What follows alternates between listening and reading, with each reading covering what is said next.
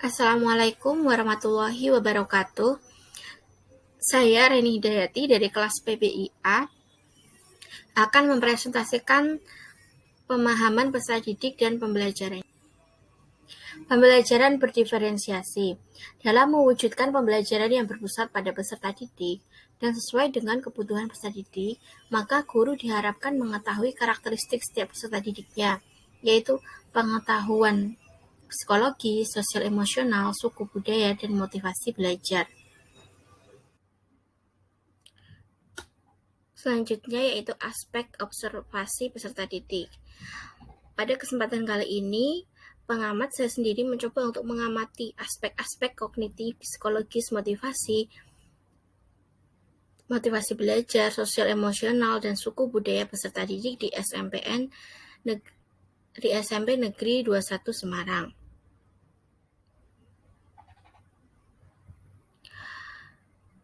Yang pertama adalah aspek kognitif. Dalam observasi kognitif, pertanyaan ini diberikan seputar kemampuan siswa berpikir kritis, konsentrasi siswa, dan keaktifan siswa di dalam mengemukakan pendapat.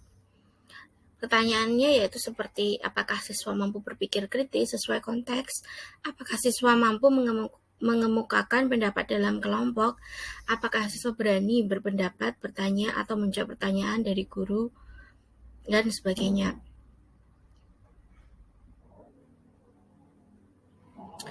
Selanjutnya itu berdasarkan hasil observasi, hasil analisis aspek kognitif, peserta didik di SMP Negeri 21 mampu berpikir kritis ketika mengerjakan tugas kelompok maupun individu dan mampu memusatkan perhatian saat pembelajaran berlangsung.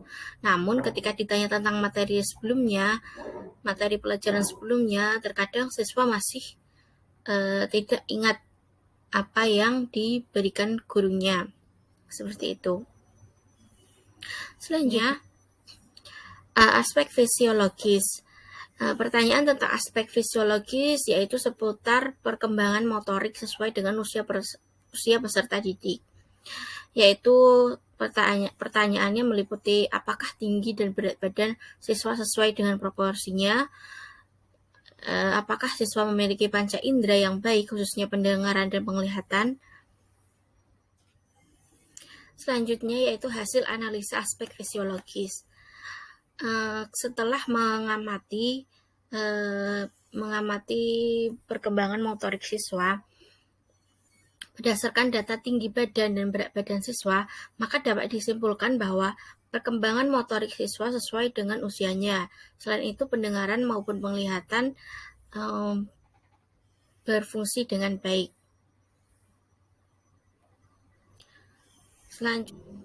Selanjutnya yaitu aspek sosial emosional. Aspek ini terkait dengan perkembangan sosial dan emosional peserta didik.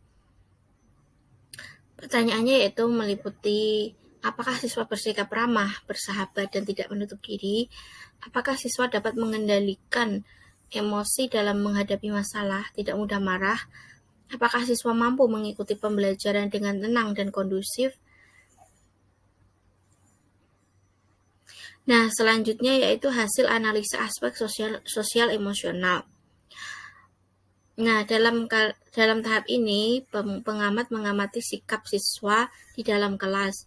Peserta didik bersikap ramah kepada teman sebaya dan juga guru. Siswa mampu menunjukkan sikap empati saat ada teman yang berduka dengan memberikan sumbangan.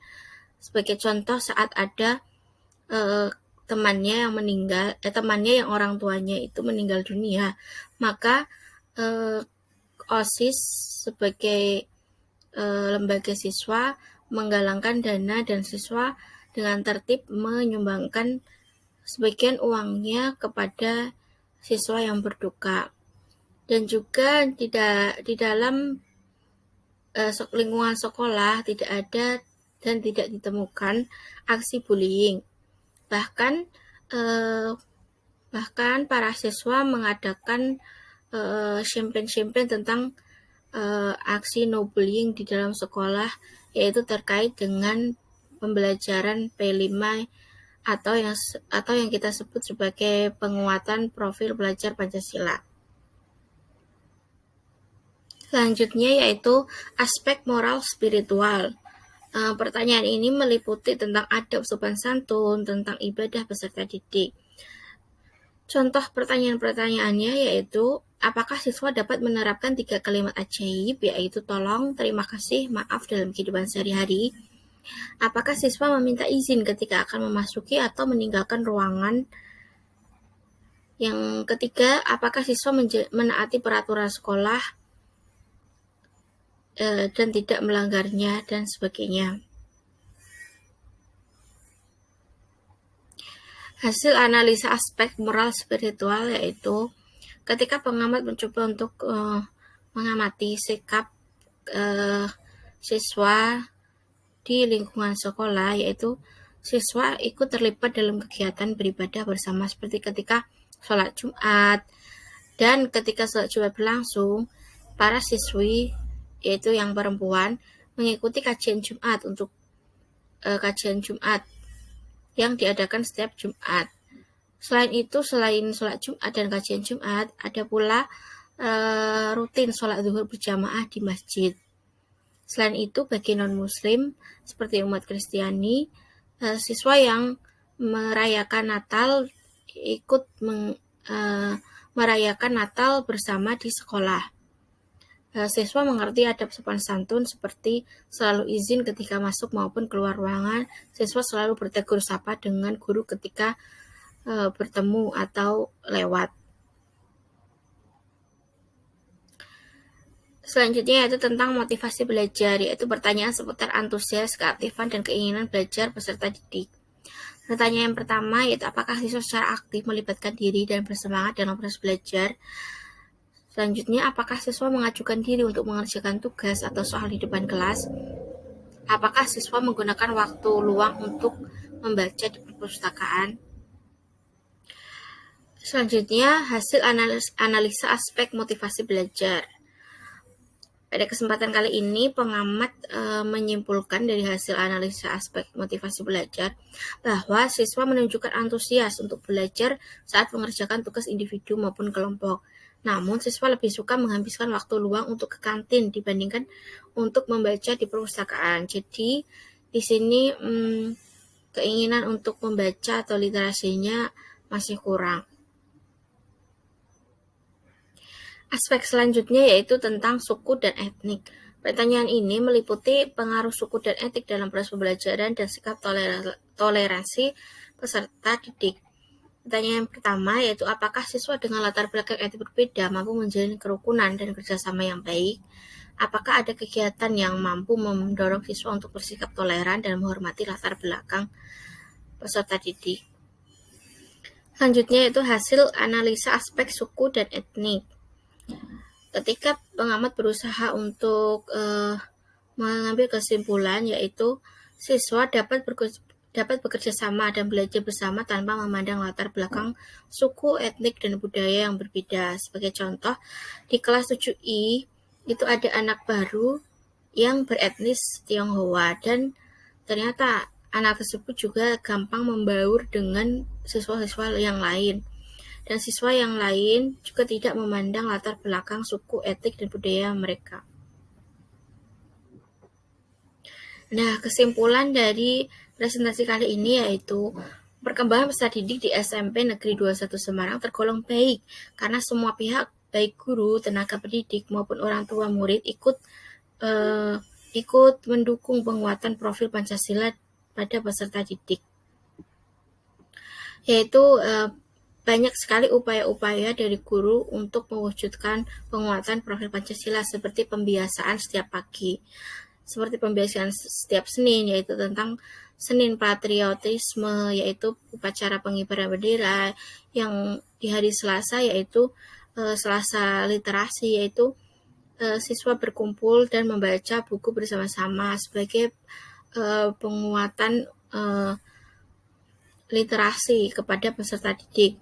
Pada hari Rabu yaitu Rabu Seni dan Budaya, siswa mengembangkan keterampilan seni dan budayanya lewat ajang pembiasaan pagi. Selanjutnya yaitu Kamis religius. Di Kamis religius ini para peserta didik melakukan kegiatan religius seperti membaca kitab suci, mendengarkan ceramah dan sebagainya.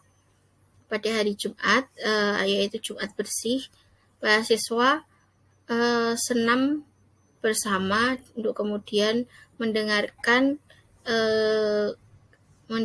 nasihat dan ceramah dari guru bagian kesiswaan.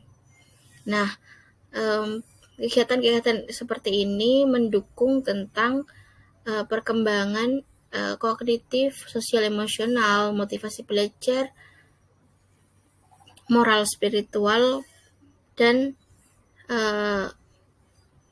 perkembangan emosi yang lain kepada peserta didik di SMP Negeri 21 Semarang. Baik, sekian dulu presentasi dari saya. Jika ada kekurangan, saya mohon maaf sebanyak-banyaknya. Sekian, thank you for watching. Damn.